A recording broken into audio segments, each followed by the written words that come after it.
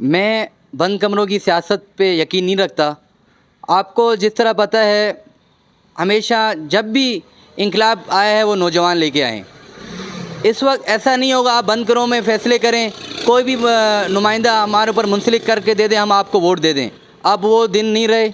ہم ایسے نمائندوں کو لے کے آئیں گے آگے بھی. اور جس طرح میں ایک خود سوشل ورکر ہوں اور ایک اپنے پورے ملیر کے اندر, ملیر کے علاوہ بلوچستان ہو, کہیں بھی کوئی بھی مسئلہ ہو, ہم ہمیشہ ہی اپنے لوگوں کے لیے, اور جتنے بھی ہیں, ہم نے آج تک کبھی ایسی کوئی سیاست نہیں کی, ہم نے انسانیت کی سیاست کی ہے.